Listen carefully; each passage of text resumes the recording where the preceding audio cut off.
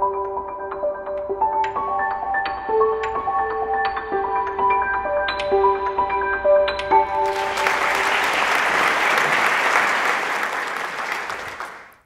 was 12 years old when illness found me. It made my ankles and my knees swell, and it hit me at the same time every day. During gym class, when we were outside walking our laps around the track, and the sun was blazing overhead. In 15 minutes, I would be hobbling in pain. Eventually, doctors diagnosed me with systemic lupus, an autoimmune disorder that was attacking my kidneys. I started high doses of steroids and waited for whatever was next. There were flash floods of extreme pain. Lupus involves debilitating arthritis, profound fatigue, danger to internal organs, and sun sensitivity. That last one was hard on a kid from Texas. I was hurting, but I made a conscious decision to keep going. When I was 17 years old, lupus attacked my kidneys again. It came back like it was angry, and I lost several grams of protein a day during the spring of my senior year. When graduation activities began, my friends were having a blast. I was having a renal biopsy and discovering that I had diffuse damage in both kidneys. Then came the chemotherapy treatments, once per month for 2 years. I lost my hair. I lost many anticipated activities, and I lost what was left of my energy. I was exhausted, but I made a conscious decision to keep going. When I was 20 years old, lupus attacked my brain. It happened one night when I was driving, and I went blind in my left eye. By the time I pulled up to my college campus, my vision had returned. But strangely, over the next 2 weeks, I would experience episodic blindness, dizziness, numbness in my left leg, a burning sensation in my right arm, and this headache, an ice pick headache that seemed to chip away at the skull just above my left ear. The pain was unrelenting, untouchable by medication. And would you believe that an MRI, a spinal tap, an EEG, and an angiogram all came back showing no abnormalities? I was terrified. But I made a conscious decision to keep going until March 2nd, 1994, at 8 p.m., when I stopped. I took my last step across the bedroom, and then I fell face first to the carpet. A massive brainstem stroke had left me quadriplegic at age 20 years old. I was in the intensive care unit for 10 days, unable to move and unable to speak. Doctors poked and prodded at my limbs, asking if I could feel anything. And I could feel it, but I couldn't respond. I couldn't so much as open my eyelids. So they thought I wasn't listening when they told my family that I had as little as 48 hours left to live. And if I lived at all, I might remain in a vegetative state, never walking or talking again. I didn't believe them when they said this.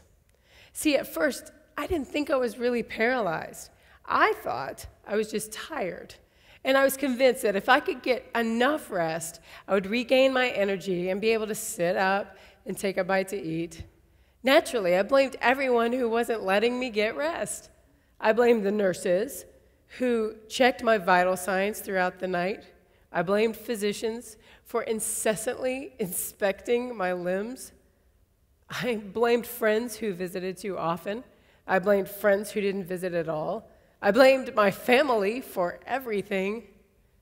All of this was an imaginary threat.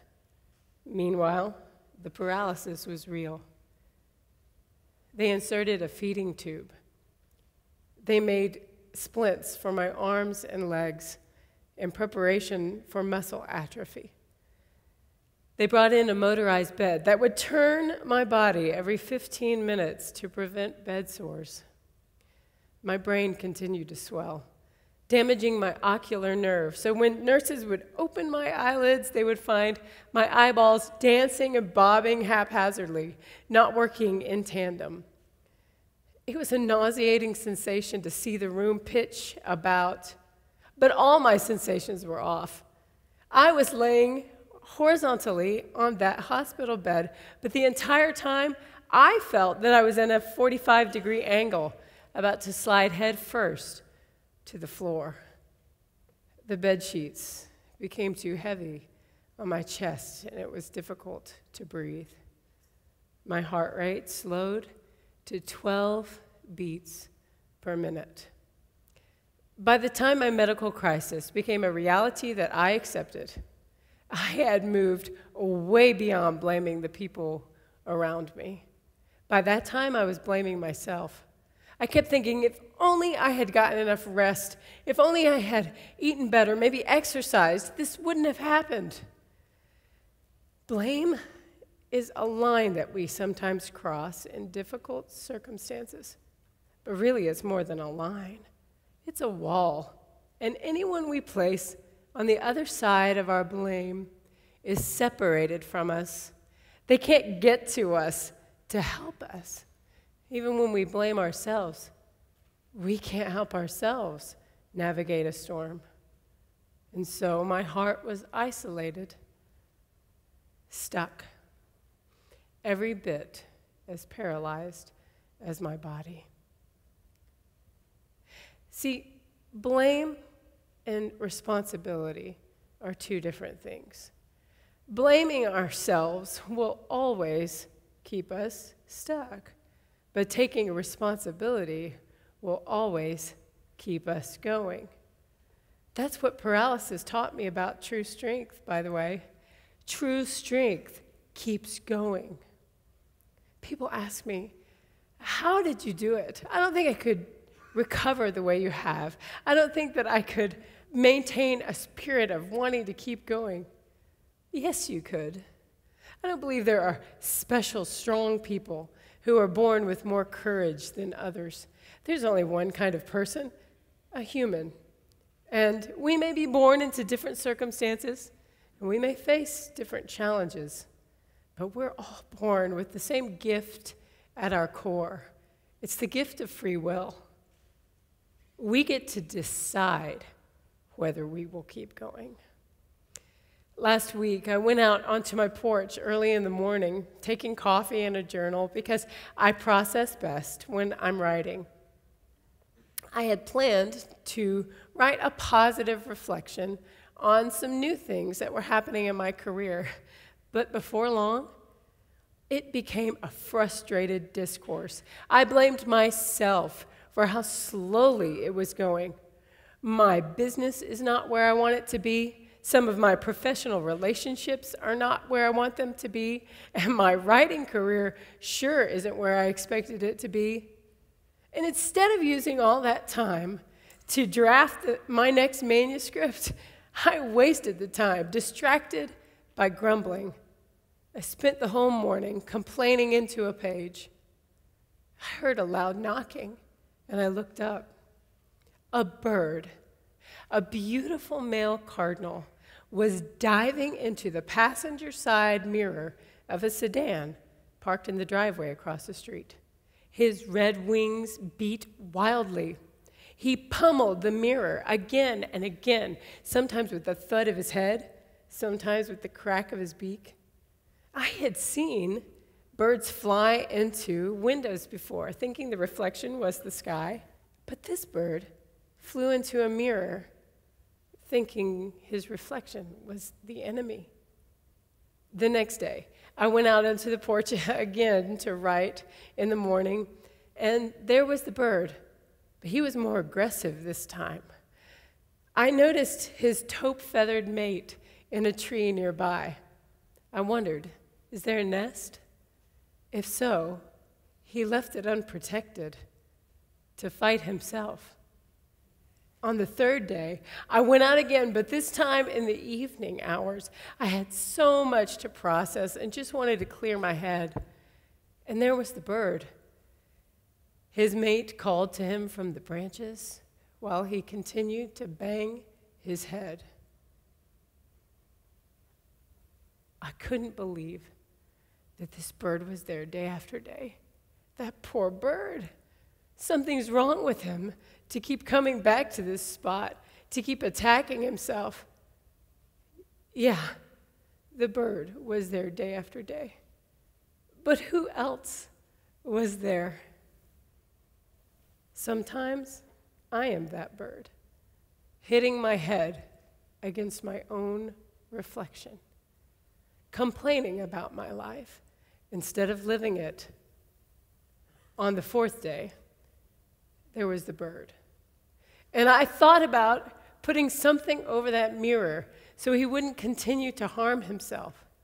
But he did something he hadn't done on previous days. He moved on to the next car, the next mirror. And then he moved on again. From my place in the rocker, I could hear his knocking echo back all the way down the block. There will always be another mirror for the person who wants to find fault in himself. Seeing that bird last week grieved me, for him and for me, because there I was, fighting my self-image the way the bird fought his image. In blaming myself, I wasn't moving forward. I was paralyzed again. I told you that blame and responsibility are two different things, right? That's because blame is rooted in fear, and responsibility is rooted in courage. Blaming and taking responsibility are both active responses that are empowered by emotion. And any response that is fed by fear will lead to personal paralysis. Any response that is nourished by courage will lead us to keep going. But we don't want to just keep going. We want to keep going at a certain pace. So we take our attention off of what is valuable, and that's progress, and we pay attention instead to the imaginary threat of pace. We start thinking that certain things have to happen by a certain time in our lives. It's okay to move more slowly than others. And of all people, I should know that. 2 years ago, I finished a 5K. Yes, the girl who was told she would never walk again finished a 5K. Kind of like the girl who was told she would never speak again is giving a TED Talk. The average runner finished that 5K in less than an hour. Oh, but I was not running. I wasn't even walking at a typical pace. I used a walker to drag myself around that course. Do you know how long it took me to finish a 5K? 2 hours and 45 minutes. When I started the race, there were so many people around me. But by the halfway mark, it was just me and a few family members for support. There were no runners. All of them had already finished the race. There were no people cheering me on from the curb. There were no water stations in sight. Everyone thought the race was already over, so they left. They weren't expecting one last participant to come in 2 hours after everyone else. And when I inched around that final corner, there wasn't even a finish line. They had disassembled most of it, except the little section that would record my chip time. And even though I was the last person to finish the race, I was still proud. And anyone I tell about this accomplishment is also proud for me. No one would ever criticize my time. They wouldn't compare me to other runners and suggest that I should have finished faster. Why? Because We all know where I've been and what I've been through to get here. And so we're able to keep our focus on the progress and forget about the pace. When I got up off the ICU bed, I didn't go jogging down the hospital hallway. That would have been a big step. And yes, I wanted it. But instead, I endured months of rehabilitation, comprised of a lot of baby steps. Sometimes progress is baby steps. But we don't like that, because somewhere deep down we think baby steps are just for babies. Yet if we are going to be people of true strength, we are going to have to make a conscious decision to prize progress over pace. We have to learn to value the baby step. I am so fortunate that I learned to walk twice. Most of you have forgotten the wonder of it, but I got to experience it all again. This is how you learn how to walk. A physical therapist wheels your chair up to the parallel bars and puts a gait belt around your waist. They lift you to a standing position and support your weight while you put your hands on those cold aluminum bars. And then you take one slow, small step. There is no shame in the small step. The small steps we take are taking us somewhere. So my prayer for you is that you make peace with your pace, that you press on in your parallel bars so that one day you'll raise your head and realize you've come to the end of them and you just keep going.